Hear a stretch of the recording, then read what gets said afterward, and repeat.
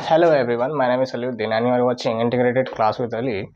और आज के इस वीडियो में हम लोग क्लास 10th एनसीईआरटी साइंस का chapter number 1 chemical reaction and equation को पूरा कवर करने वाले हैं। तो आप होप करते हैं आपसे कि आप बने रहिएगा।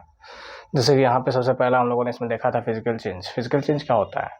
एक ऐसा चेंज जहाँ पे कोई नया सब्सटेंस नहीं बनता है, जो कि जनरली रिवर्सिबल होता है और इरिवर्सिबल भी होता है। और इसमें क्या होता है कि पेपर के एग्जांपल इसका ले लें तो पेपर का फोल्डिंग या फिर स्ट्रेचिंग ऑफ रबर या फिर ब्रोकन ग्लास, बहुत सारे एग्जांपल्स है इसके। ये सारे किसके एग्जांपल हैं? फिजिकल चेंज के। फोल्डिंग ऑफ पेपर क्यों? कि पेपर लेंगे, फोल्ड करेंगे, फोल्ड करके फिर खोलेंगे, वापस क्या हो जाएगा, वापस वो पेपर कुछ देर के बाद अपने पुराने स्थिति में आ जाएगा, इसलिए ये रिवर्सिबल है। स्ट्रेचिंग ऑफ रबर, रबर पकड़ के ऐसे खींचे फिर छोड़े, वापस वो अपना पुराना स्थिति में आ गया, इसलिए ये रिवर्सिबल है। लेकिन ग्लास को ऐसे गिरा दिया, ग्लास टूट जाएगा। टूटने के बाद ग्लास को हम लोग वापस ऐसे करके नहीं जोड़ सकते हैं, और ऐसे करके नहीं जोड़ सकते यानी कि वापस वो अपने पुराने स्थिति में नहीं जा पा रहा है, लेकिन अभी भी वो ग्लास ही कहला रहा है, इसलिए वो क्या है? इसलिए वो इरिवर्सिबल चेंज है। ओके, अगला जो हम लोग इसमें पढ़े थे वो था केमिकल चेंज। केमिकल चेंज एक ऐसा चेंज होता है जहाँ पे कोई नया सब्सटेंस बनता है। Okay, new substance is formed, और जनरली ये इरिवर्सिबल होता है। इरिवर्सिबल कभी नहीं होता है। यहाँ पे कोई नया सब्सटेंस बनेगा और वापस वो पुराने स्थिति में कभी नहीं जा सकता, इसलिए इसे इरिवर्सिबल चेंज करते हैं। बर्निंग ऑफ पेपर, प्लास्टिक ले सकते हैं, या फिर किसी भी प्रकार का रिएक्शन उठा कर देख लीजिए। मैग्नीशियम ऑक्सीजन के साथ रिएक्ट करके मैग्नीशियम ऑक्साइड को फॉर्म कर रहा है ना, तो ये भी एक प्रकार का क्या है? ये भी एक प्रकार का केमिकल चेंज है जहाँ पे केमिकल रिएक्शन होता है। तो आई होप आपको यहाँ तक क्लियर हो गया होगा। चलिए आगे बढ़ते हैं। अब बात आगे हम लोग करेंगे जब भी कोई केमिकल रिएक्शन होता है तो क्या होता है, लेकिन उससे पहले हम लोग बात करेंगे what is chemical reaction. Chemical reaction क्या होता है ना? Chemical reaction, what is chemical reaction? What is chemical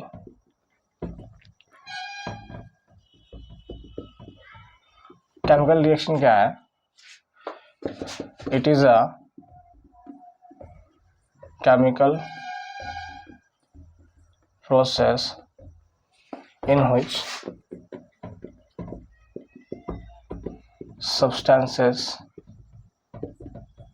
are undergoes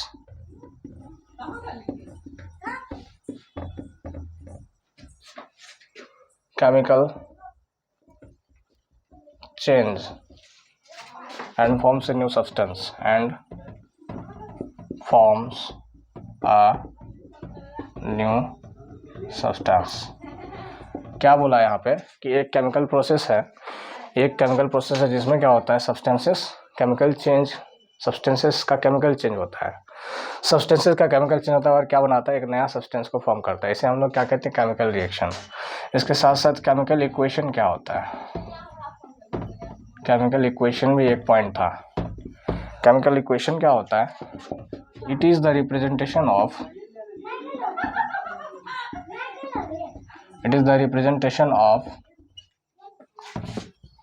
chemical change. It is the representation chemical reaction. It is the representation of chemical reaction in which जिसमें it is the representation of chemical reaction in which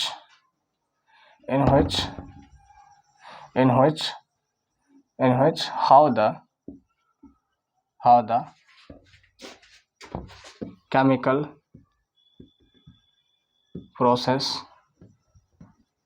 took place is explained, है ना?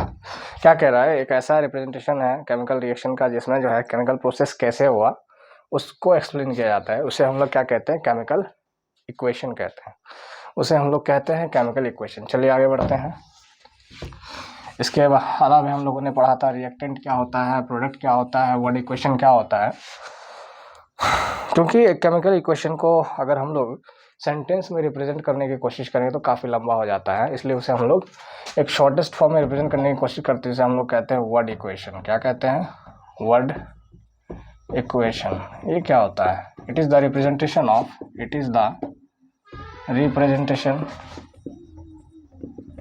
Of chemical reaction in word form, है ना, word form.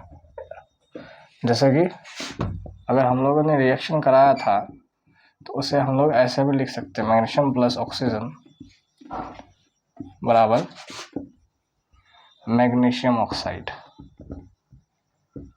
लेकिन क्या दिक्कत है इसमें, बहुत लंबा है, बहुत लंबा नहीं, शॉर्ट फॉर्म है। केमिकल रिएक्शन को सेंटेंस में लिखने से बेहतर है ऐसा लिख सकते हैं, है ना, काफ़ी उससे शॉर्ट है, प्रिसाइज वे है। लेकिन इससे भी एक प्रिसाइज वे होता है केमिकल इक्वेशन, है ना, chemical equation.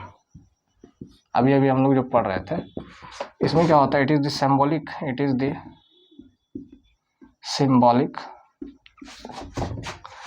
Representation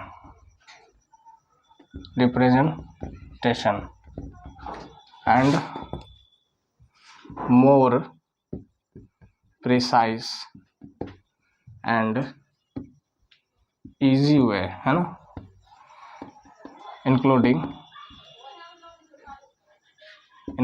its physical states of reactants and products by following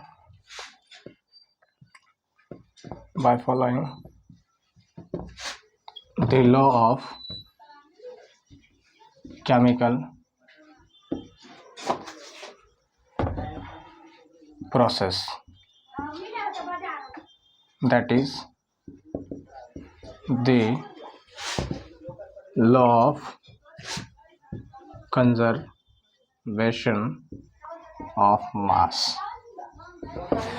chemical equation एक सिंबॉलिक रिप्रेजेंटेशन होता है किसी भी, और मोर प्रिसाइज और बहुत आसान और आसानी से हम लोग क्या करते हैं, इसमें बहुत प्रिसाइज और बहुत आसान तरीका होता है जिसमें हम लोग क्या करते हैं, उसमें भाग लेने वाले जितने भी एटम्स के एलिमेंट्स उसके जो है रिएक्टेंट्स प्रोडक्ट्स को हम लोग लिखते हैं, जो कि पूरा के पूरा नियम के साथ लिखते हैं, लॉ के साथ लिखते हैं, that is the law of conservation of मास, है ना। केमिकल इक्वेशन को ऐसे लिखते हैं।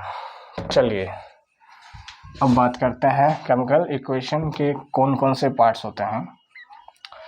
केमिकल इक्वेशन ले लेते हैं, इसमें ए जनरल फॉर्म लेते बी बराबर सी प्लस डी होता है ना। तो इस वाले भाग को कहते हैं रिएक्टेंट्स और वाले भाग को कहते हैं प्रोडक्ट्स, है ना। एक रिएक्टेंट्स होते हैं, प्रोडक्ट्स होते हैं। द एलिमेंट्स that goes या undergoes chemical change। प्रोडक्ट्स क्या होता है, the new substance formed after the chemical process या केमिकल रिएक्शन, ठीक है। जो नया सब्सटेंस बनता है केमिकल रिएक्शन के बाद उसे प्रोडक्ट कहते हैं, या जनरली आरएचएस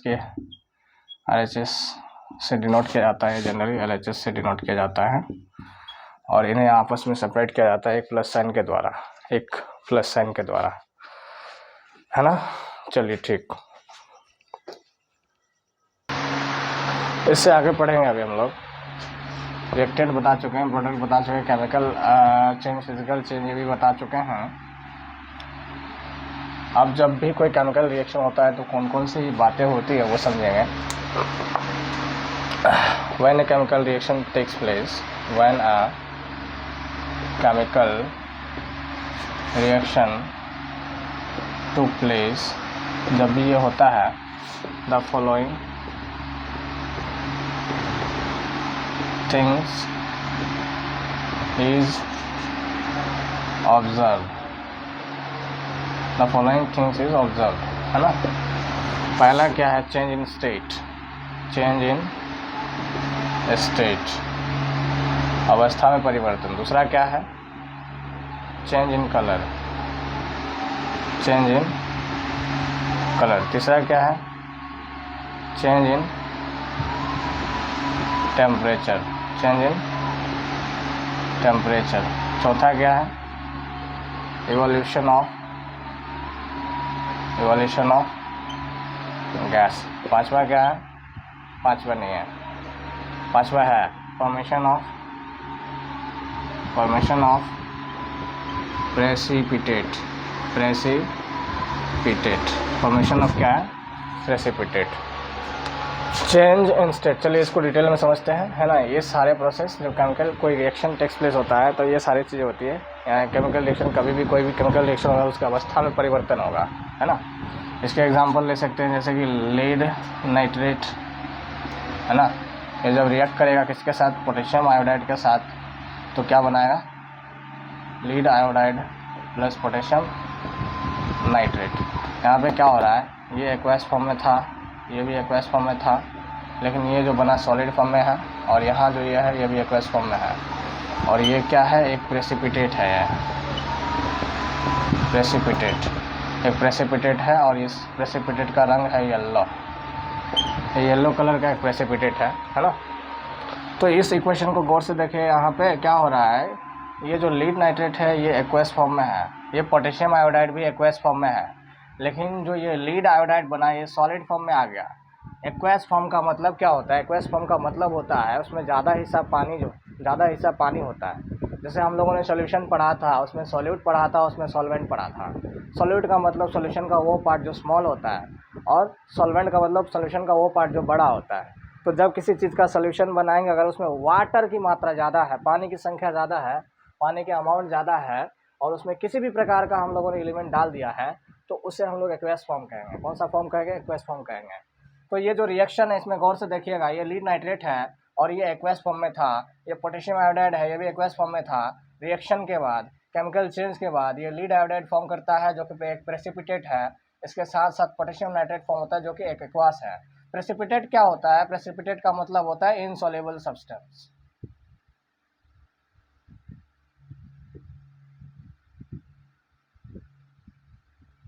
और इस प्रेसिपिटेट का कलर क्या है, येलो कलर है, इसका कलर क्या है, येलो।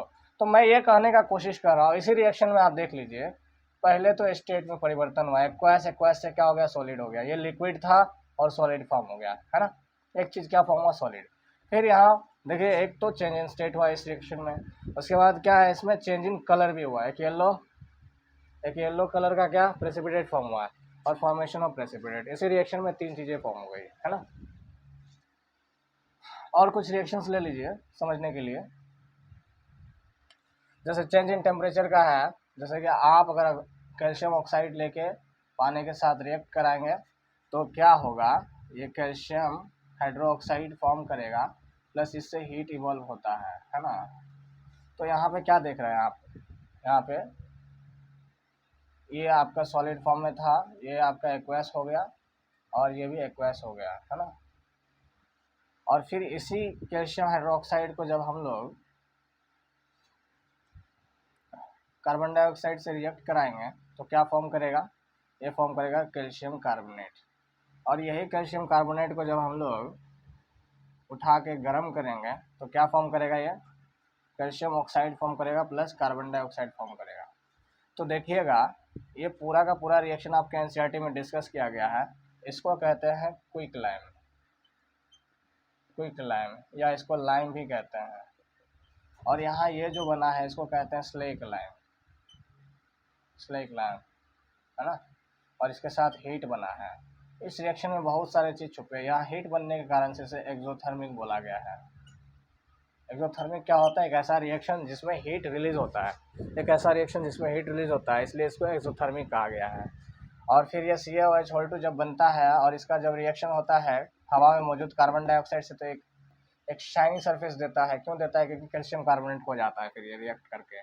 और इसी कैल्शियम कार्बोनेट को जब आप हीट देते हैं तो ये calcium oxide plus carbon dioxide बनता है। मेरा ये देखने का यहाँ पे नज़रिया है कि टेम्परेचर में चेंजिंग हुआ, कैसे चेंजिंग हुआ। ये एकदम ठंडा था, इसे पानी में डाले रिएक्शन किया, CaOH2 बना, प्लस इसमें से हीट बना। हीट का मतलब चेंज इन टेम्परेचर, हीट का मतलब यहाँ पे क्या हुआ, चेंज इन टेम्परेचर कहीं ना कहीं हुआ है। और चेंज इन टेम्परेचर हुआ है तो ये भी एक कलर भी वाला दिखा दिया, स्टेट वाला भी दिखा दिया, टेम्परेचर वाला भी दिखा दिए।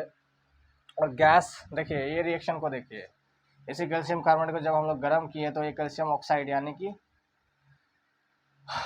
हाँ, कैल्शियम ऑक्साइड बना प्लस इससे एक गैस इवॉल्व हुआ। या फिर आप एक और उदाहरण ले सकते हैं इवोल्यूशन ऑफ गैस का। जब हम लोग आयरन को वाटर से रिएक्ट कराएंगे तो ठंडा पानी में तो आयरन रिएक्ट करेगा नहीं, क्योंकि iron is very less reactive. तो यहाँ वाटर के गैसियस फॉर्म यानी स्टीम के साथ रिएक्ट कराने के बाद ये क्या फॉर्म करेगा, ये फॉर्म करेगा Fe3O4 प्लस H2। ये जो गैस है ये इवॉल्व हुआ है। ये कौन सी गैस है? ये हाइड्रोजन गैस है। ये कौन सी गैस है? ये हाइड्रोजन गैस है। तो मैंने आपको यहाँ पे समझाया, जब भी कोई केमिकल रिएक्शन होता है तो ये 5 चीज़ें होना, इनमें से कोई भी 2 या 3 4 या 5 में से कोई भी 2 या 3 या 4 हो सकते हैं जब भी कोई केमिकल रिएक्शन होगा। तो चलिए अब आगे बढ़ते हैं।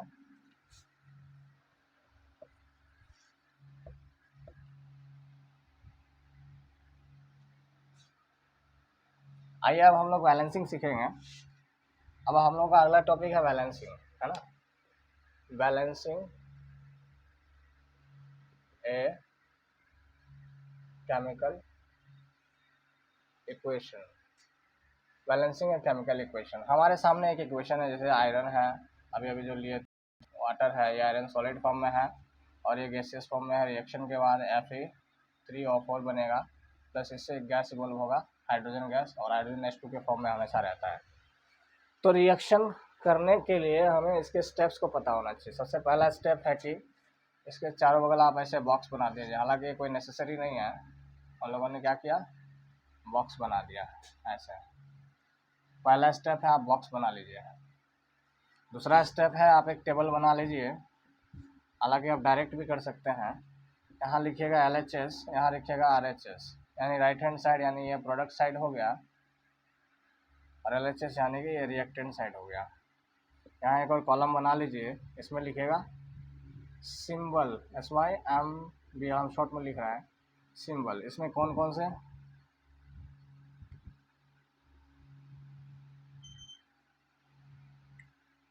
इसमें क्या है, आयरन है, हाइड्रोजन है, ऑक्सीजन है ना।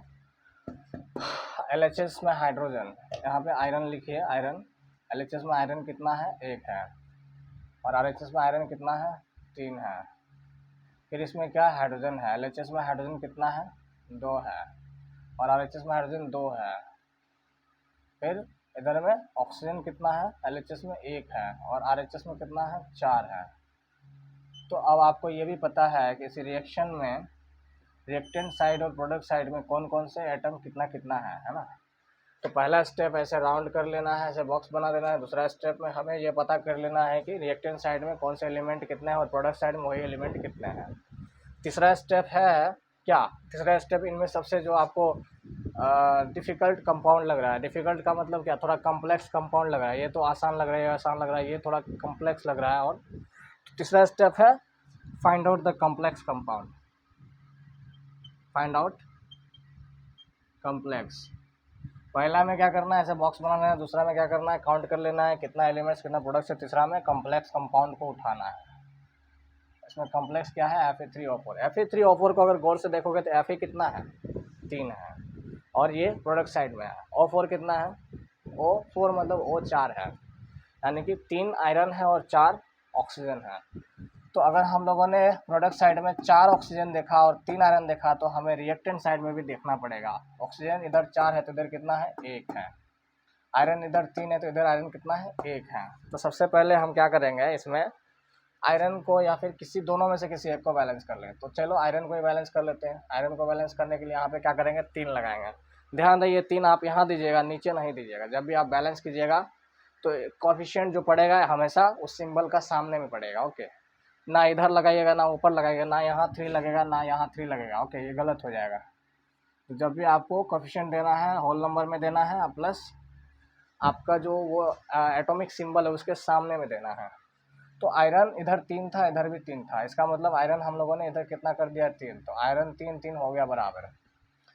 अब इसमें आयरन बराबर हो चुका है, लेकिन ऑक्सीजन बचा हुआ है। ऑक्सीजन इधर 4 है और ऑक्सीजन इधर कितना है, इधर 1 है। तो इधर 4 है इधर 1 है, तो इसको 4 करने के लिए हमें क्या करना पड़ेगा, कोएफिशिएंट पुट करना पड़ेगा यहाँ पे। तो जैसे हम 4 पुट करेंगे तो ये 4 मल्टीप्लाई होता है H2O के साथ, यानी कि H2 पहले से था और 4 इसके साथ मल्टीप्लाई हुआ तो H कितना हो गया, 8 हो गया। H कितना हो गया, 8 हो गया। चलो अब हमारा ऑक्सीजन तो बैलेंस हो चुका है, हम लोगों ने LHS में 4 से मल्टीप्लाई किया तो 4 हो गया इधर, 4 हो गया इधर, हम लोगों का ऑक्सीजन भी बैलेंस्ड हो गया, हम लोगों का आयरन भी बैलेंस्ड हो गया। रह गया लफड़ा, किसका रह गया लफड़ा?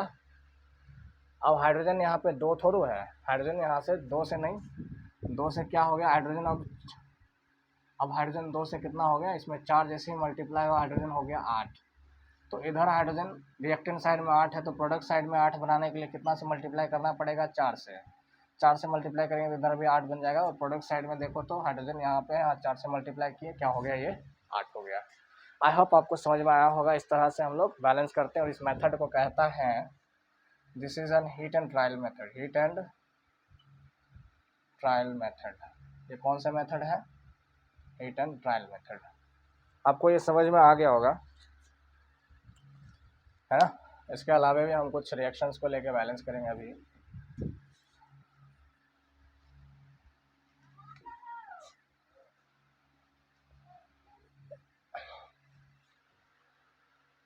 जैसे एक रिएक्शन ले लेते हैं,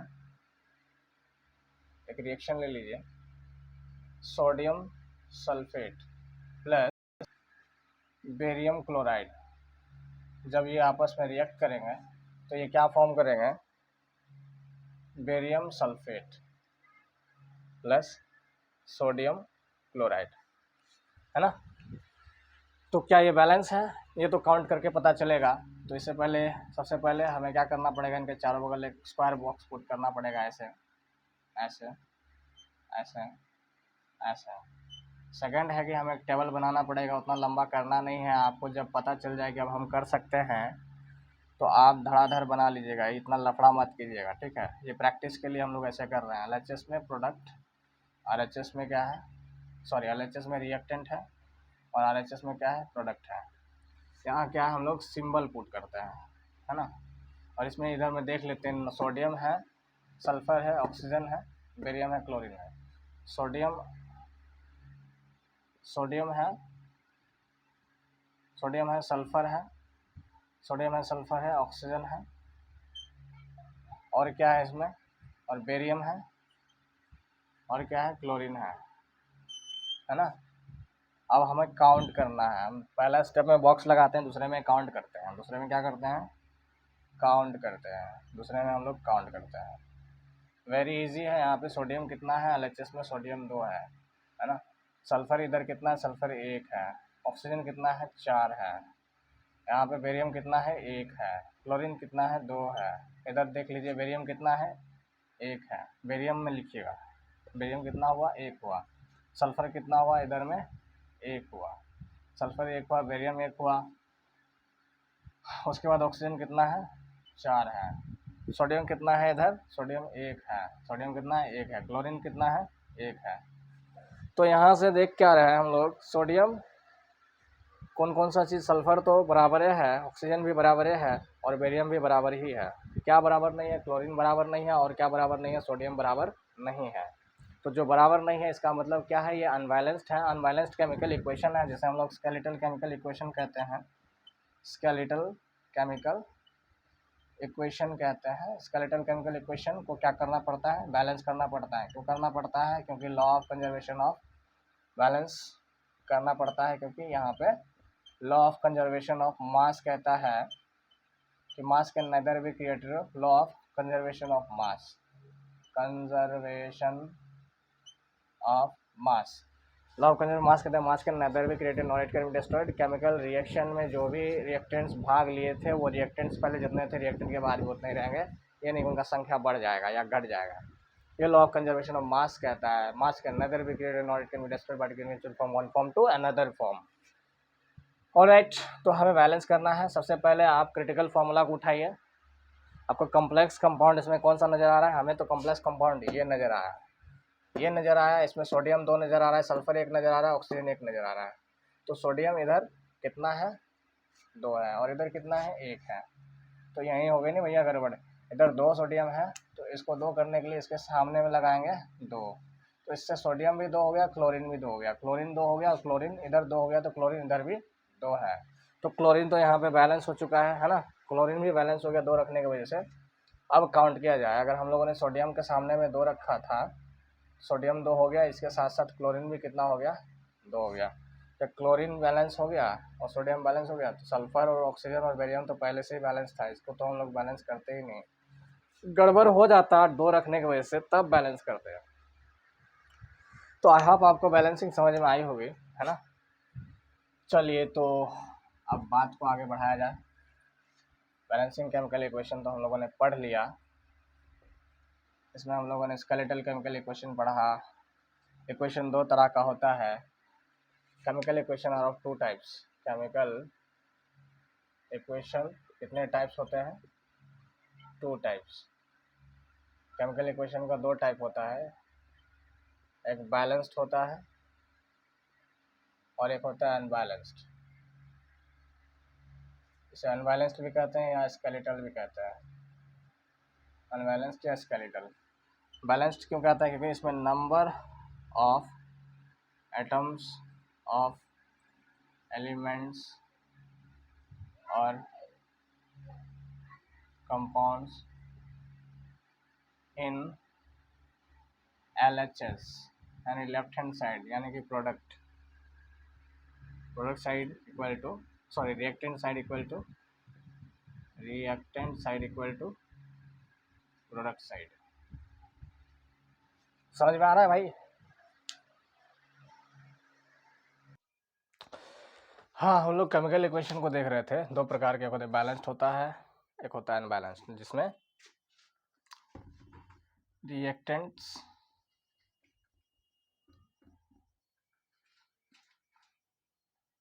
is not equal to product. Reactants का क्या इक्वल नहीं होता है, रिएक्टेंट्स का number of atoms, number of atoms, और प्रोडक्ट के नंबर ऑफ एटम्स। अनबैलेंस्ड या स्केलेटल केमिकल इक्वेशन कहते हैं इसे। ओके, चलिए हम लोगों ने काफ़ी समय यहाँ पे लगा दिया है, अब आगे बढ़ते हैं और टाइप्स ऑफ केमिकल रिएक्शंस को समझते हैं। केमिकल रिएक्शंस तो समझ चुके हैं और हम लोग टाइप्स ऑफ केमिकल रिएक्शंस को समझेंगे। टाइप्स ऑफ केमिकल रिएक्शन का पहला टाइप है कॉम्बिनेशन रिएक्शन। कॉम्बिनेशन रिएक्शन, इसमें क्या होता है कि मल्टीपल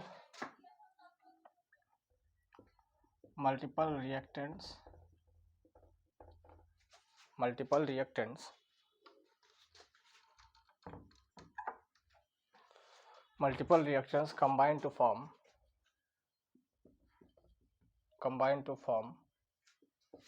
single product। ऐसे लिखेंगे, ऐसे it is a chemical reaction in which multiple reactant combine to form a single product। Example क्या ले सकते हैं इसका, example when magnesium is react with oxygen it gives us magnesium oxide, balance it. इसके बाद when carbon reacts with oxygen it forms carbon dioxide. When calcium oxide reacts with water it forms calcium hydroxide plus heat। When hydrogen gas, which is a inflammable substance, okay, when it reacts with oxygen, which is a supporter to combustion, when they react together they form a thing which is known as water, which is a very different from these two gases, okay, in our atmosphere. Here we are seeing that the oxygen here, hydrogen, the number of hydrogen atom is 2 here and the number of oxygen atom is 2 here, but in RHS we are seeing that hydrogen 2 but oxygen is not 2. For making it 2 we have to put a 2 here, and with putting that 2 here the hydrogen becomes 4 in number, so we put here 2, now it becomes 4, है ना। So these are the example of what? These are the example of combination reaction. So a reaction in which a single not single. A reaction in which of multiple reactants combine together to form a single product is called a combination reaction. It's called a what? Combination reaction. For example, there is one more reaction, this sodium. There are so many reactions, and chlorine, if they react together, they form sodium chloride. So let's move to the next portion, that is the second type of reaction, that is called what? Decomposition reaction. Decomposition reaction अलग अलग type को पढ़ने वाले हैं, जिसे कहते हैं decomposition reaction. Decomposition reaction, it is a reaction, it is a chemical reaction. It is a chemical reaction. क्या है भैया? ये केमिकल रिएक्शन है. It is a chemical reaction. It is a chemical reaction in which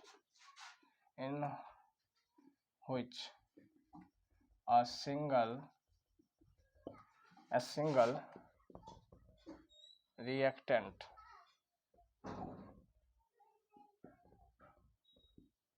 in the form of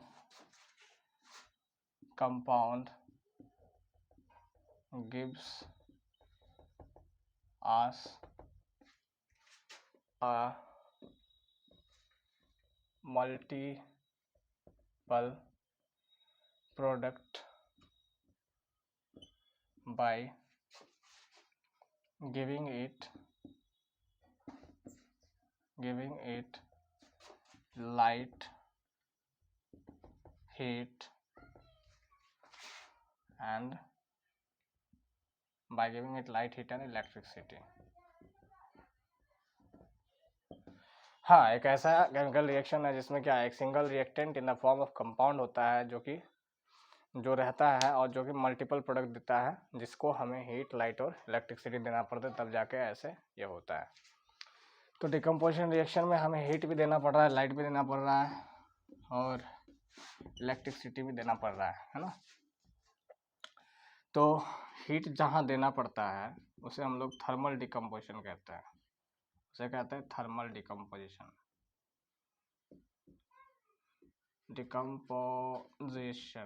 thermal decomposition, इसको क्या लिखेंगे परीक्षा में? It is a decomposition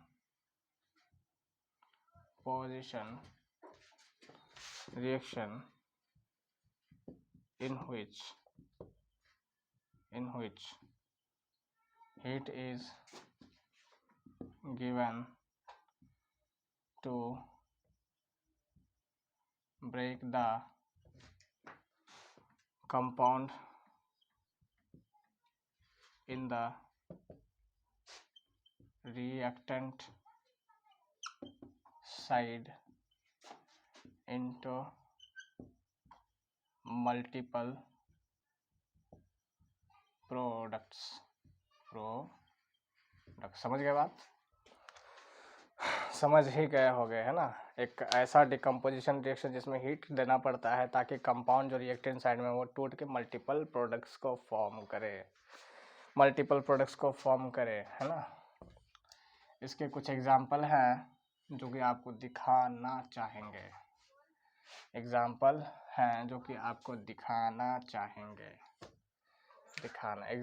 of thermal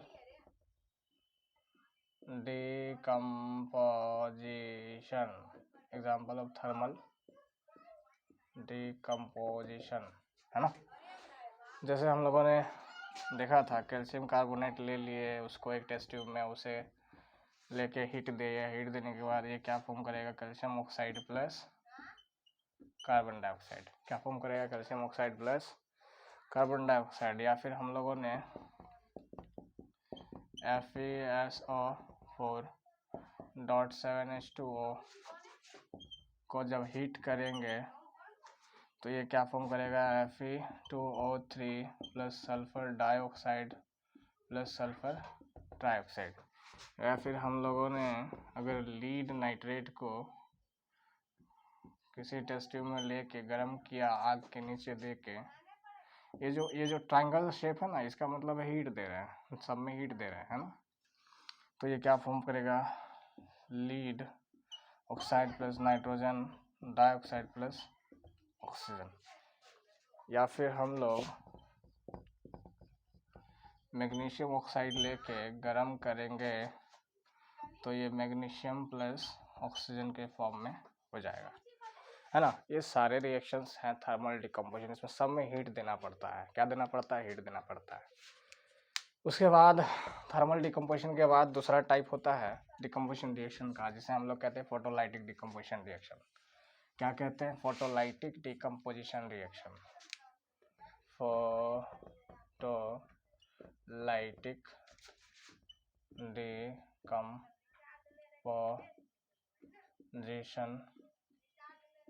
reaction, photolytic decomposition reaction. इसको क्या कहेंगे, it is a decomposition reaction, it is a decomposition reaction in which light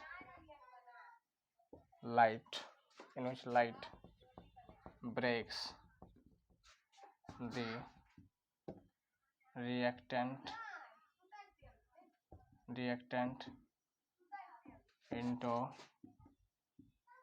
multiple products, जिसमें light चाहिए। इन विच लाइट, कौन सी लाइट, कोई भी लाइट, सनलाइट या क्या लाइट। इसके एग्जांपल हैं, अगर हम लोग सिल्वर ब्रोमाइड को लेके सनलाइट में रख देंगे तो ये सिल्वर प्लस ब्रोमीन देगा। अगर सिल्वर क्लोराइड को लेके सनलाइट में रख देंगे तो ये सिल्वर प्लस क्लोरीन देगा। ये जो दोनों रिएक्शन है भाई साहब, इसका इस्तेमाल हम लोग प्रैक्टिकल लाइफ में ब्लैक एंड वाइट फोटोग्राफी के लिए करते हैं। Are getting my point, black and white photography के लिए करते हैं। तो यहाँ पे भी हम लोगों ने एक सिंगल रिएक्टेंट को मल्टीपल प्रोडक्ट्स में तोड़ा, बट यहाँ पे रोल कौन प्ले कर रहा है, सनलाइट प्ले कर रहा है। वहाँ पे कौन प्ले कर रहा था, हीट प्ले कर रहा था। थर्मल बड़ा डिकम्पोजिशन का। अब एक और डिकम्पोजिशन रिएक्शन है जहाँ पे हम लोग किसी कंपाउंड को इलेक्ट्रिसिटी की मदद से तोड़ते हैं, किसी कंपाउंड को इलेक्ट्रिसिटी की मदद से तोड़ते हैं, किसी कंपाउंड को। तो तीसरा जो डिकम्पोजिशन रिएक्शन है उसे हम लोग कहते हैं electrolysis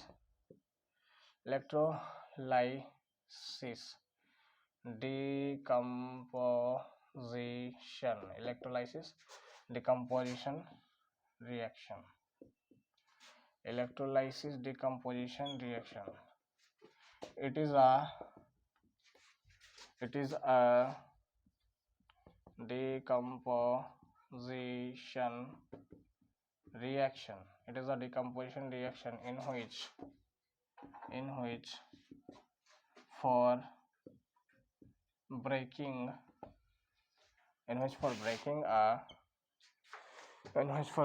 a what? Breaking a reactant, electricity is required, है ना। Electricity is required. एग्जाम्पल के लिए अगर हम लोग वाटर लिए और वाटर से इलेक्ट्रिसिटी पास करा दी, इलेक्ट्रिक करंट पास करा दिए, तो H2 प्लस और 2 माइनस में टूट जाएगा। अगर हम लोग सोडियम क्लोराइड लेके पानी में डाल दिए, उससे इलेक्ट्रिक करंट पास करा दिए, तो Na प्लस और Cl माइनस में ये टूट जाएगा। Na प्लस और Cl माइनस में यहाँ पे क्या हो रहा है, इलेक्ट्रिसिटी के वजह से जो इसके रिएक्टेंट के कंपाउंड्स या रिएक्टेंट के जो इसके मॉलिक्यूल्स है वो टूट रहे हैं और मल्टीपल प्रोडक्ट्स में टूट रहा है।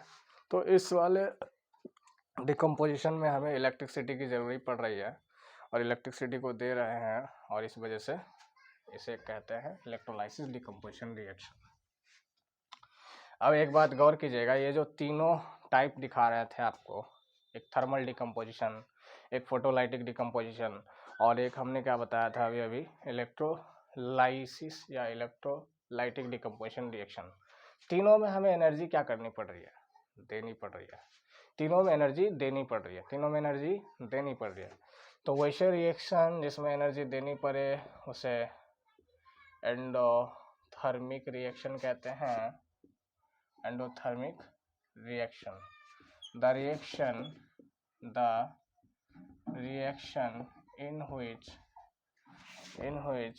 reaction in which energy is absorbed मतलब एनर्जी एब्जॉर्ब हुआ है यहाँ पे, is called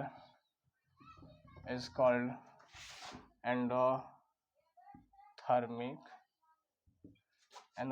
रिएक्शन। इसे क्या कहते हैं? एंडोथर्मिक। सारे डिकम्पोजिशन रिएक्शन एंडोथर्मिक होते हैं, ठीक है। कोई भी एक एग्जांपल ले लीजिए, सिल्वर ब्रोमाइड, और ये क्या होता है, यहाँ हमें हीट देनी पड़ रही है। क्या देनी पड़ रही है? हीट। यहाँ पे heat is given, not heat, यहाँ पे सनलाइट देनी पड़ रही है। तो सनलाइट भी, तो लाइट भी तो एक प्रकार का एनर्जी ही होता है। सनलाइट इज गिवन हियर, है ना, sunlight is given here, it breaks into silver plus Br2, है ना। या फिर कैल्शियम कार्बोनेट में एक्चुअल हीट देना पड़ रहा है, और ये किस में टूट रहा है? Calcium oxide plus carbon dioxide, है ना। तो क्या है, यहाँ पे एनर्जी देनी पड़ती है, और वैसे रिएक्शन जिसमें हमें एनर्जी देनी पड़ेगी उसे हम लोग कहते हैं एक्सोथर्मिक। और इसी का उल्टा एक और होता है जिसे हम लोग कहते हैं इसी को कहते हैं एंडोथर्मिक, और इसी का उल्टा होता है एक्सोथर्मिक, कहते हैं exothermic reaction. Exothermic reaction, a chemical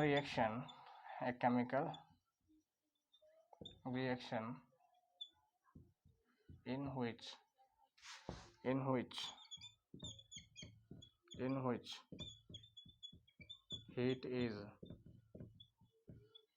heat is released. A chemical reaction in which heat is released. हाँ, a chemical reaction in which heat is released. जैसे हीट रिलीज होता है, कैसे रिलीज होता है, कैसे पता चल रहा है? जैसे कि हम लोगों ने कैल्शियम ऑक्साइड लिया था, इसे हम लोगों ने वाटर में दिया, यहाँ CaOH होल टू फॉर्म किया, प्लस साथ ही साथ हीट जो है यहाँ इवॉल्व हुआ। क्या हुआ? हीट इवॉल्व हुआ। तो जहाँ से हीट रिलीज होता है ना, जहाँ से हीट क्या होता है? रिलीज होता है, उसे एक्सोथर्मिक रिएक्शंस कहते हैं। इसके और भी एग्जांपल्स हैं, जैसे हम लोग खाना खाते हैं, खाने के बाद हमारे बॉडी का हीट थोड़ा सा क्या होता है? बढ़ जाता है। जैसे खाना खाते हैं तो हमारे खाने में क्या होता है? कार्बोहाइड्रेट्स, और कार्बोहाइड्रेट किस में कन्वर्ट होता है? ग्लूकोज में, C6H12 और 6। और हम क्या करते हैं? सांस लेते हैं, जिससे हमें ऑक्सीजन मिलता है ना, और दोनों का आपस में रिएक्शन होता है तो रेस्पिरेशन होता है, रेस्पिरेशन। और रेस्पिरेशन से क्या बनती है? एनर्जी प्लस इसमें क्या बनता है? कार्बन डाइऑक्साइड भी बनता है, प्लस क्या बनता है? कुछ मात्रा में पानी भी एक्वस फॉर्म में निकलता है। तो ये क्या है? यहाँ से एनर्जी क्या हो रहा है? निकल रहा है, रिलीज हो रहा है ना। या फिर decomposition of vegetable matter, vegetable का जितने भी कचरा है, डिकम्पोजिशन ऑफ वेजिटेबल मैटर, ये क्या है? ये जो होता है, या फिर बर्निंग ऑफ नेचुरल गैस, या फिर बर्निंग ऑफ नेचुरल गैस, है ना। बर्निंग ऑफ नेचुरल गैस, जैसे कि ये है CH4 in presence of what? In presence of oxygen,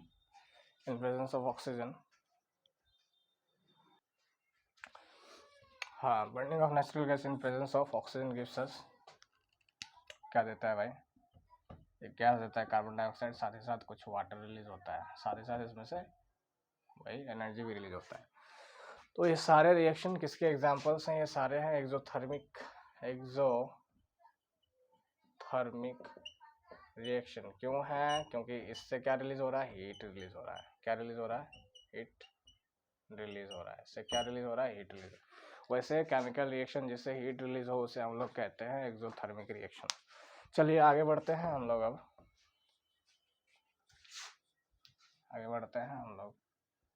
अब अगला टाइप है हम लोग का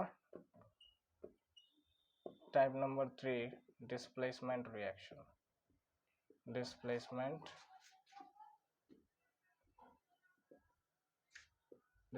reaction. It is a chemical reaction. It is a chemical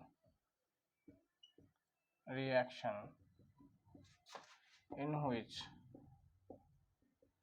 a highly reactive metal displaces a low reactive metal. एक हाईली रिएक्टिव मेटल क्या करता है? इसमें एक लो रिएक्टिव मेटल को डिस्प्लेस कर देता है। इसको समझने के लिए पहले आपको रिएक्टिविटी सीरीज देखना पड़ेगा। रिएक्टिविटी सीरीज को पहले देखिएगा। आपके एनसीईआरटी के चैप्टर नंबर 3 में दिया हुआ है। सबसे ज़्यादा रिएक्टिव एलिमेंट पोटेशियम है, उसके बाद सोडियम है, उसके बाद कैल्शियम है, उसके बाद मैग्नीशियम का नंबर आता है, उसके बाद एल्युमिनियम का, उसके बाद जिंक का, उसके बाद आयरन का, उसके बाद आता है लेड का, उसके बाद आता है लेड के बाद हाइड्रोजन का नंबर आता है। हाइड्रोजन के बाद रिएक्टिव एलिमेंट है कॉपर, फिर उसके बाद है मरकरी, उसके बाद है सिल्वर, और उसके बाद है इस बढ़िया से इसको लिखते हैं यहाँ पे। सबसे हाईली रिएक्टिव है पोटेशियम, फिर उससे थोड़ा कम रिएक्टिव है सोडियम, फिर उससे थोड़ा कम रिएक्टिव है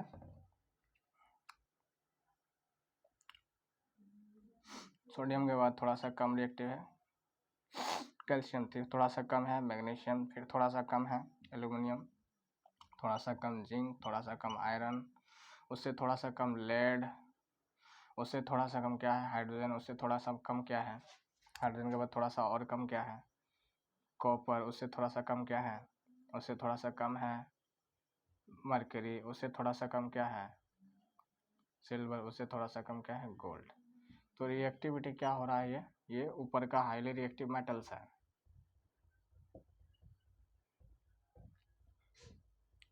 और रिएक्टिविटी क्या हो रहा है? डिक्रीज हो रहा है, नीचे जाते जाते डिक्रीज हो रहा है। एग्जाम्पल ले लेते हैं हम, जैसे एक एग्जाम्पल लिए पोटेशियम, और यहाँ पे क्या है सोडियम क्लोराइड। जब ये रिएक्ट करेंगे तो ये पोटेशियम क्लोराइड बनाएंगे और प्लस सोडियम। ये जो सोडियम है इस डिस्प्लेस हो चुका है, क्या हो चुका है? डिस्प्लेस। और एग्जांपल ले लीजिए, जैसे हम लोगों ने ले लिया जिंक प्लस FeSO4, रिएक्ट जब कराएंगे तो इसका बनेगा ZnSO4 प्लस Fe। जैसे और हम लोगों ने एग्जांपल ले लिया लीड प्लस CuCl2, रिएक्शन के बाद PbCl2 प्लस CO। तो यहाँ पे क्या हो रहा है? एक हाईली रिएक्टिव एलिमेंट हमेशा एक लो रिएक्टिव एलिमेंट या फिर highly reactive metal low reactive metal को डिस्प्लेस कर रहा है। तो देख सकते हैं आप पोटेशियम रिएक्टिविटी सीरीज में सबसे ऊपर, उससे नीचे क्या है? सोडियम है। इसका मतलब सोडियम कम रिएक्टिव है पोटेशियम से, जो ज़्यादा रिएक्टिव रहेगा। जैसे ये ज़्यादा पावरफुल है तो ये इसका क्लोरीन ले गया, समझ गए आप। ये जिंक ज़्यादा पावरफुल है तो ये इसका सल्फेट क्या किया? ले गया, और बेचारा ये अकेला रह गया, और बेचारा यहाँ भी अकेला रह गया। ये इससे ज़्यादा पावरफुल है, ये ज़्यादा रिएक्टिव है, हाई रिएक्टिव है, और ये लो रिएक्टिव है। तो इसने इसको क्या मारा? बैक किक मारा है ना, और इसको उड़ा के कहाँ फेंक दिया? यहाँ फेंक दिया और ये दोनों आपस में दोस्त बन गए। तो इस तरह के रिएक्शन को हम लोग कहते हैं डिस्प्लेसमेंट रिएक्शन। क्या कहते हैं? डिस्प्लेसमेंट, जिसमें एक हाई रिएक्टिव मेटल एक लो रिएक्टिव मेटल को उड़ा देता है। चलिए ठीक है, अब बहुत सारे इसमें से बहुत सारे आप इक्वेशन फॉर्म कर सकते हैं, है ना, बहुत सारे इक्वेशन फॉर्म कर सकते हैं। जैसे एक इक्वेशन हम लोग फॉर्म कर सकते हैं और भी इस रिएक्टिविटी के आधार पे। मान लीजिए कि मैग्नीशियम हाइड्रोक्साइड है, ओके, और इसका रिएक्शन करा दिया हम लोगों ने कैल्शियम के साथ, तो ये क्या फॉर्म करेगा? कैल्शियम हाइड्रोक्साइड प्लस क्या निकल जाएगा इसमें से? मैग्नीशियम। ये मैग्नीशियम क्यों निकला? क्योंकि बिकॉज सवाल भी पूछता है इसमें, why the potassium can displace sodium from sodium chloride, why the calcium can displace calcium from calcium can displace from magnesium, why the calcium can displace magnesium from magnesium hydroxide, या फिर why the iron can displace copper from copper sulfate। बहुत सारे सवाल इसके बन सकते हैं और इसका जवाब एक ही है इन सारे सवालों का, because calcium is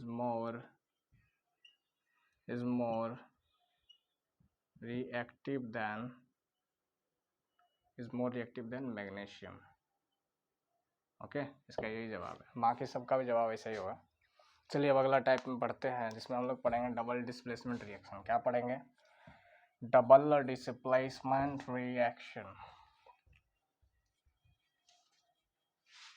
double displacement reaction, double displacement reaction, double displacement reaction, a chemical reaction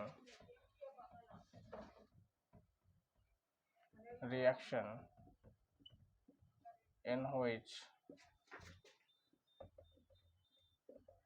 there is what? Exchange of ions.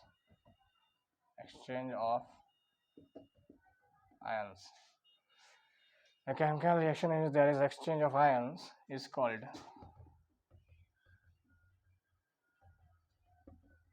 double displacement reaction।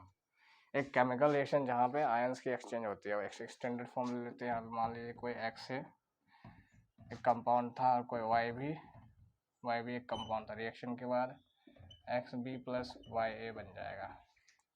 या फिर डीएल वाला ही ले लीजिए, sodium sulphate plus barium chloride. After reaction barium के साथ जो ये chlorine था और सोडियम के साथ ये सल्फेट था, रिएक्शन के बाद ये बनने वाला है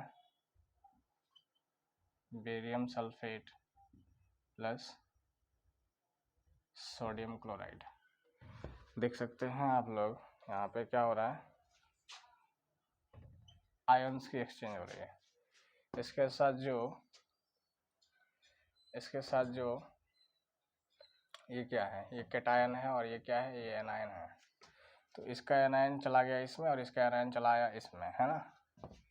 या फिर आप लीड नाइट्रेट को उठाइए और पोटेशियम आयोडाइड से रिएक्ट कराइए और कराने के बाद ये लीड आयोडाइड बनाएगा प्लस पोटेशियम नाइट्रेट बनाएगा। तो इसमें भी प्रेसिपिटेट बना ये, और ये भी प्रेसिपिटेट बना,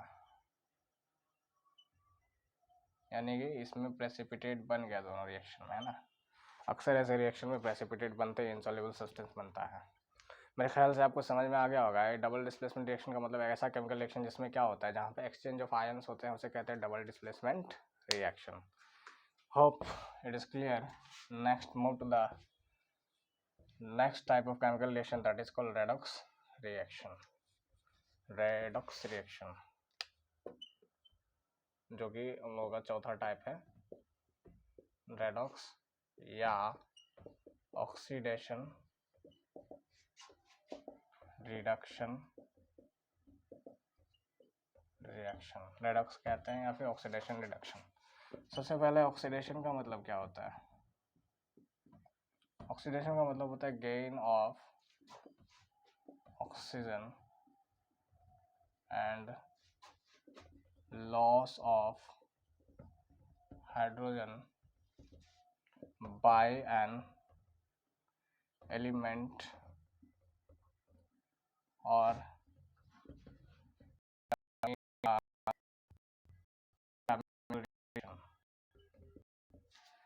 रिडक्शन का मतलब क्या होता है?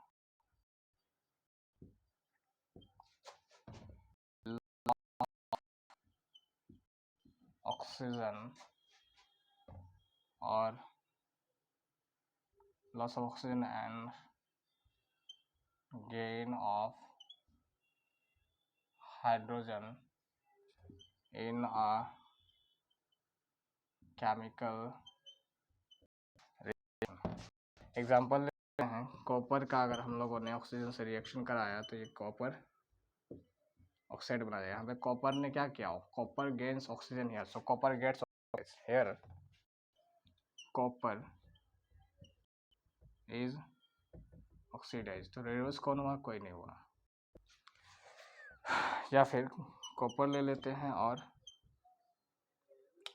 कॉपर ऑक्साइड ले लेते हैं और हाइड्रोजन से रिएक्ट कराते हैं। कॉपर ऑक्साइड लेके हाइड्रोजन से रिएक्ट कराते हैं तो ये कॉपर प्लस H2O फॉर्म करेगा। तो यहाँ पे क्या देख पा रहे हैं आप? यहाँ पे देखिए हाइड्रोजन ने क्या किया? पहले हाइड्रोजन के पास ऑक्सीजन नहीं था, लेकिन अब हाइड्रोजन के पास ऑक्सीजन है। तो हाइड्रोजन ने ऑक्सीजन गेन किया, तो हाइड्रोजन यहाँ पे क्या हो गया? ऑक्सीडाइज्ड। और कॉपर के पास ऑक्सीजन था, ऑक्सीजन खो दिया, तो कॉपर का क्या हो गया? रिड्यूस्ड। ऑक्सीजन खोया कॉपर का, ऑक्सीजन का, ये ऑक्सीडाइज हो गया, रिड्यूस्ड हो गया। तो जहाँ पे ऑक्सीडाइज होता है उसे ऑक्सीडेशन कहते हैं, जहाँ पे रिड्यूस होता है उसे रिडक्शन कहते हैं। ओके। और जब किसी रिएक्शन में ये दोनों एक साथ होता है तो उसे ऑक्सीडेशन रिडक्शन रिएक्शन या फिर रेडॉक्स रिएक्शन कहते हैं। आई होप आपको यहाँ तक क्लियर होगा। चलिए इससे आगे बढ़ते हैं अब। Okay, move to the next and last topic of this chapter, जैसे हम लोग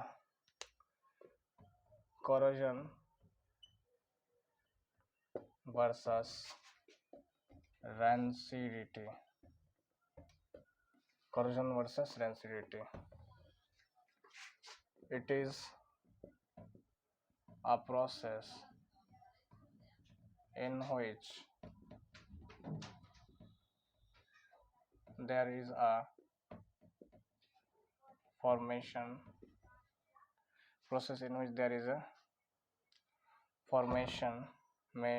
of protective layer over the metal such as iron, copper,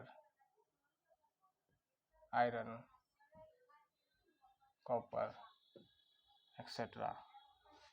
due to the presence of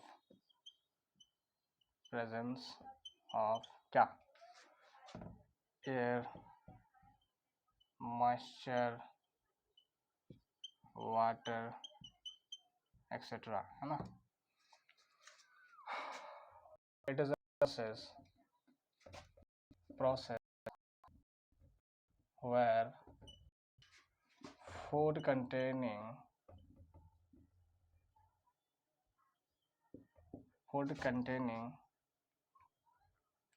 oils and fats gets oxidized and their smell and taste changes, है ना? क्या होता है? एक ऐसा प्रोसेस जिसमें क्या होता है? पहले इसको समझते। कोरोजन क्या है? कोरोजन एक ऐसा प्रोसेस है जिसमें क्या होता है, एक प्रोटेक्टिव लेयर फॉर्म होता है मेटल के ऊपर में। और किस तरह का मेटल हो सकता है? आयरन, कॉपर हो या फिर सिल्वर हो। क्यों होता है? क्योंकि वहाँ पे एयर या मॉइस्चर या वाटर का प्रेजेंस होता है, इस कारण से वो एक प्रोटेक्टिव लेयर बनता है। जैसे सिल्वर के ऊपर की बात करें, सिल्वर पे ज़्यादा दिन हवा के कांटेक्ट में रहने के बाद उसके ऊपर एक ब्लैक कोटिंग डेवलप होता है, black coating, black protective layer या ब्लैक कोटिंग। जैसे कॉपर की बात करते हैं, कॉपर में एक ब्लू कोटिंग डेवलप होता है, ब्लू कोटिंग, COATI। जैसे आयरन के ऊपर क्या डेवलप होता है? रेडिश ब्राउन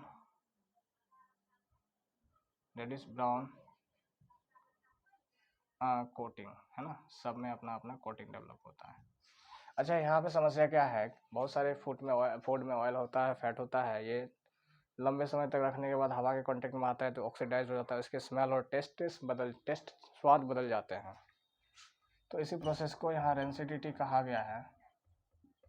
और रेंसिडिटी से बचने के लिए हम लोग एंटी ऑक्सीडेंट्स का इस्तेमाल करते हैं।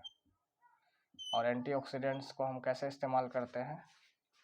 एयर टाइट कंटेनर में इस्तेमाल करते हैं। जैसे चिप्स, कुरकुरे, लेज, इन सब में हवा भरा हुआ रहता है। वो दरअसल हवा वो जो है वो नाइट्रोजन गैस है। और नाइट्रोजन गैस क्या है? एक एंटीऑक्सीडेंट है। नाइट्रोजन गैस क्या है? एक एंटीऑक्सीडेंट है। Nitrogen gas is an antioxidant, है ना। तो एंटीऑक्सीडेंट है नाइट्रोजन गैस, उसे हम लोग चिप्स के पैकेट में भरते हैं ताकि जो है उसके अंदर मौजूद जो चिप्स है, जो कुरकुरे हैं, वो हवा से रिएक्ट ना करें, उनके अंदर के फैट हवा से रिएक्ट ना करे, ऑयल हवा से रिएक्ट ना करे, ना ऑक्सीडाइज हो जाए, ना उनका टेस्ट खराब हो जाए। इस कारण से हम उसमें नाइट्रोजन गैस डालते हैं ताकि जो है वो ऑक्सीडाइज ना हो और वो बरकरार रहे, बेहतर रहे, हम उसे इस्तेमाल करता रहें। तो ये था रेंसिडिटी और ये था कोरोजन। आई होप आपको क्लियर है।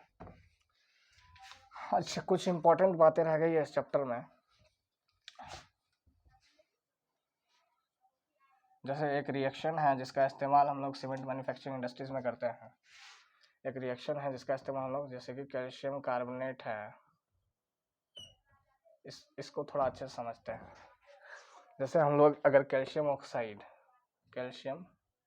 ऑक्साइड को अगर हम लोग वाटर से रिएक्ट करा देंगे तो कैल्शियम हाइड्रोक्साइड बनेगा, कैल्शियम हाइड्रोक्साइड। और इससे क्या होता है? हम लोग वाइट वॉशिंग करते हैं, वाइट वॉशिंग ऑफ वॉल, इसी से किया जाता है।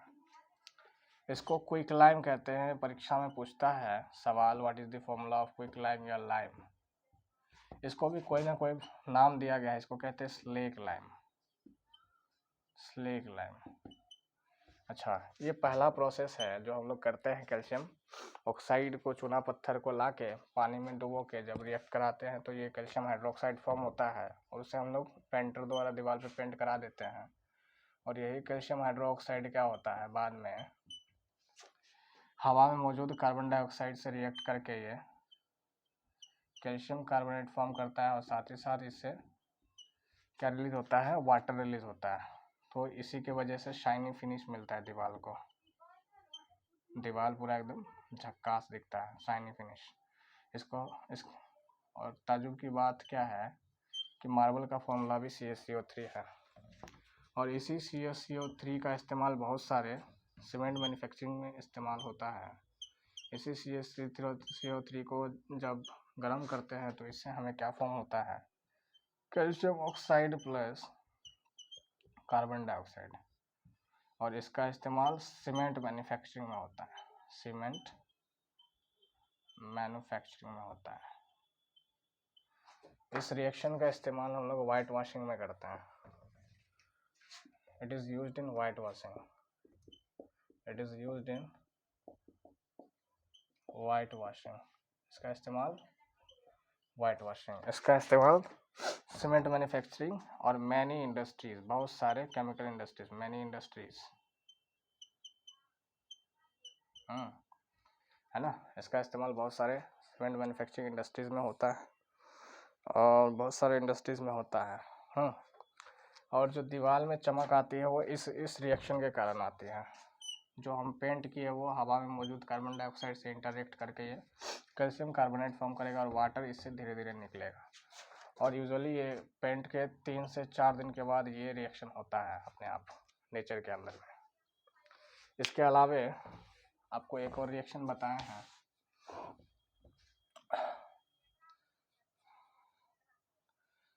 जैसे कि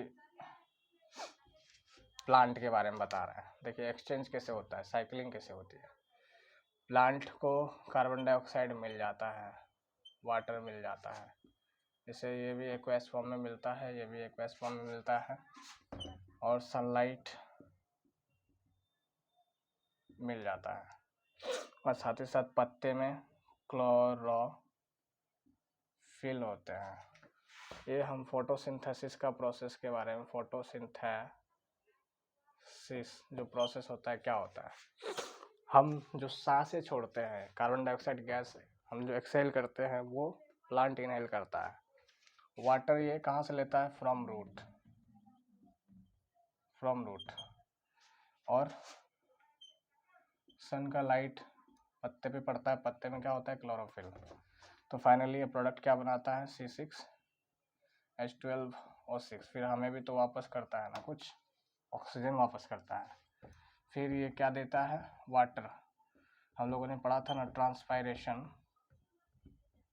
ट्रांसपायरेशन यानी लॉस ऑफ वाटर, तो प्लांट फिर वाटर भी रिलीज करता है।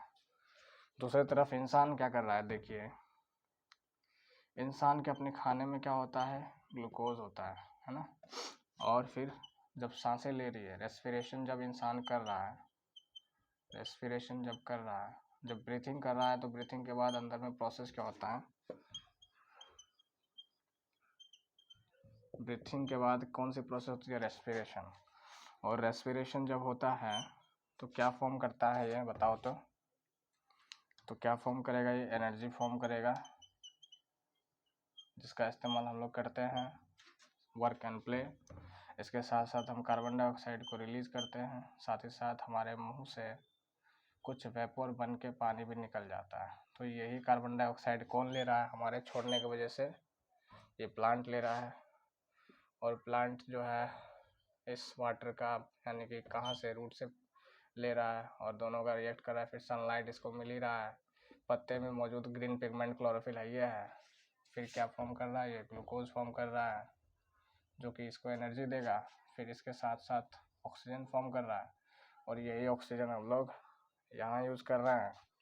और फिर क्या कर रहे हैं, हम लोग आपस में एक दूसरे को सपोर्ट करके हम अपने नेचर में सरवाइव करवा रहे हैं एक दूसरे को, है ना। तो ये रिएक्शन देख सकते हैं आप क्या।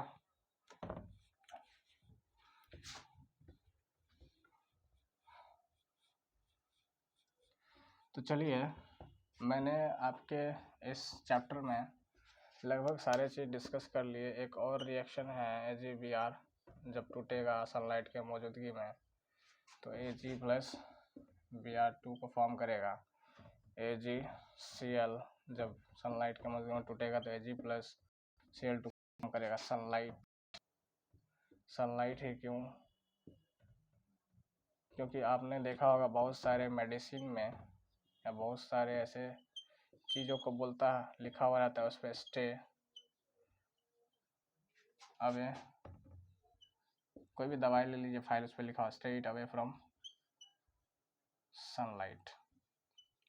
ऐसे क्यों लिखा हुआ रहता है, क्योंकि सनलाइट में चीज़ें रिएक्शन करने लगते हैं, डिकम्पोज होने लगता है, ख़राब हो जाएगी। इस वजह से उसको कहता है कि keep in dark place, don't keep it in sunlight. बहुत सारे दवाई के पैकेट वगैरह में लिखे हुए रहते हैं ना। और ये जो दोनों रिएक्शन हैं इस पर भी सवाल पूछ देगा कि ब्लैक एंड वाइट फोटोग्राफी में कौन से रिएक्शन का प्रयोग किया गया, ब्लैक एंड वाइट फोटोग्राफी, है ना। तो ये रिएक्शन जो है ये क्या है, डिकम्पोजिशन रिएक्शन भी है, प्लस इसमें एनर्जी भी दे रहे हैं, इसलिए ये क्या है, एंडोथर्मिक भी है ना। डिकम्पोजिशन भी है, एंडोथर्मिक है, प्लस इसका एप्लीकेशन भी है। क्या एप्लीकेशन है, ये ब्लैक एंड वाइट फोटोग्राफी में इसका इस्तेमाल होता है। प्लस ये भी हमें आ गया रेडिएशन के पूरे पीछे में कहाँ लिखा हुआ रहता है, इसे सनलाइट से दूर रखें क्योंकि वो डिकम्पोज हो सकता है, ख़राब हो सकता है। आई होप ये वीडियो आपको आपके डाउट्स को क्लियर किया होगा। और कोई भी प्रकार का डाउट हो तो आप मेरे को कमेंट कर सकते हैं या फिर आप मुझसे डायरेक्ट कांटेक्ट कर सकते हैं। 9801878804 पे आप कांटेक्ट करके आप अपने क्वेरीज को पूछ सकते हैं।